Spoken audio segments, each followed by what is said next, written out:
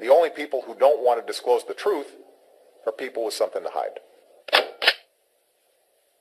Hi, I'm Bill O'Reilly. Thanks for watching us tonight. It is personal between President Obama and conservative Americans. That is the subject of this evening's Talking Points memo.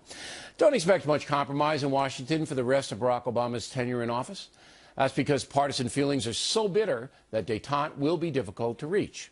The president's a sensitive man and is furious with people attacking him personally. The Muslim stuff, the birth certificate, the socialist stuff, the president internalizes that and despises those who dispense it. Therefore, he's on a mission to destroy the hard right.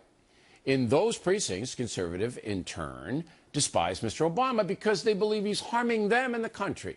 And some on the right even say he's doing it intentionally. Those bad feelings are reminiscent of Dallas, Texas, in the run-up to President Kennedy's assassination. So here's what's going to happen. President Obama will use immigration reform to once again hammer the right wing. At the same time, the illegal immigration debate, which is upcoming, will also obscure the disastrous Obamacare rollout, which the president addressed today. And there's no sugarcoating it. The website has been too slow.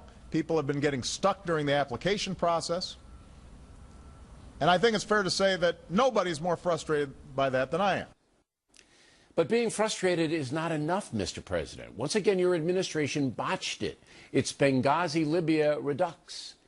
You have not held anyone accountable. And that infuriates not only conservatives, but Americans who want efficient government.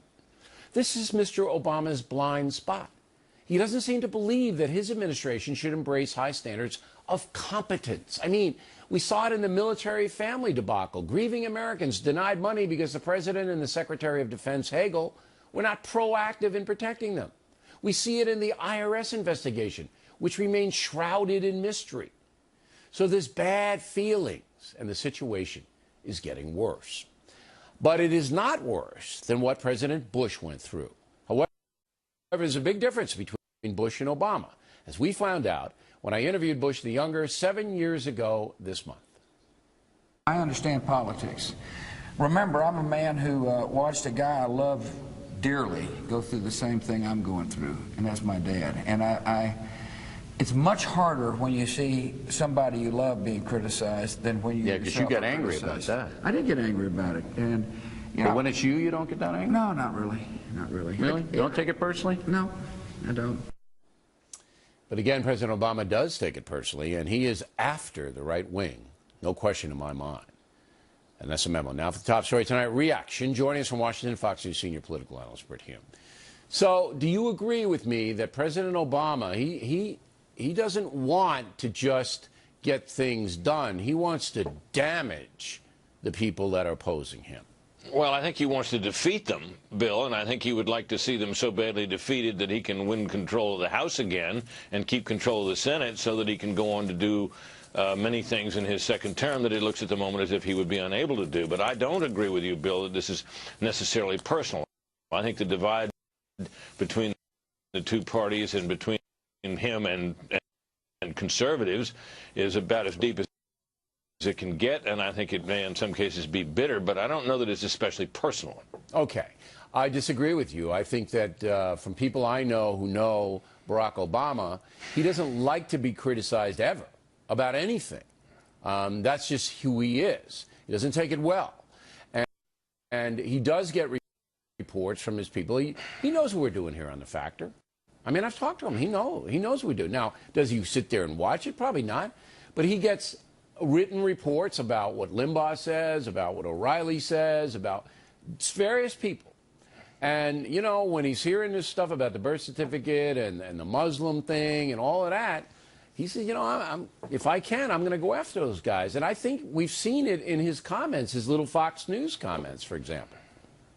Look, I agree that he'd like to prevail over these people. I just can't read his mind. What's the damage them? There's a difference between prevail and damage. What's the hurt them? Yeah, but think of this, Bill. I mean, you used the Bush comment there, the Bush 43, talking about his attitude toward his father. Now, he's talking about something very different from, I think, what you're saying. He's talking about the way you feel when a member of your family is under assault.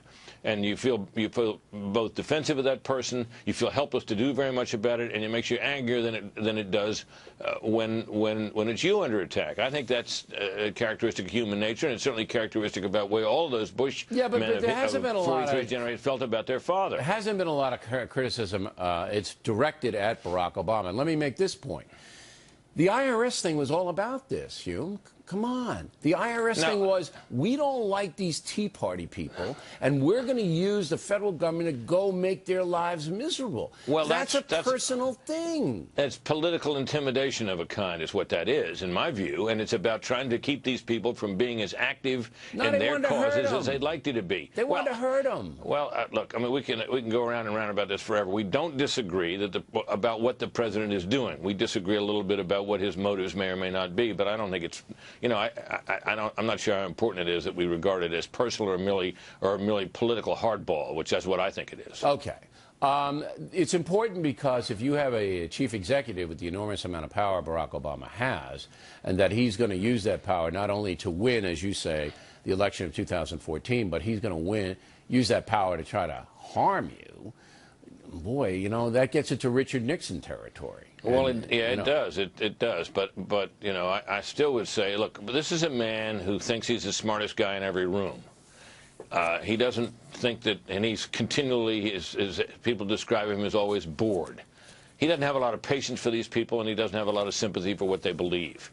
You know, whether he cares about any of them particularly personally, I don't know. I think he probably thinks they're all so beneath him that it's not worth his worrying about. All right. It's hard to believe that he would think that you and I are beneath him, because... we're the smartest. We think we're the smartest guys in every room. No, I don't. I'm a simple man. Yeah, I hear that all the time. Bill, come on, cut it out.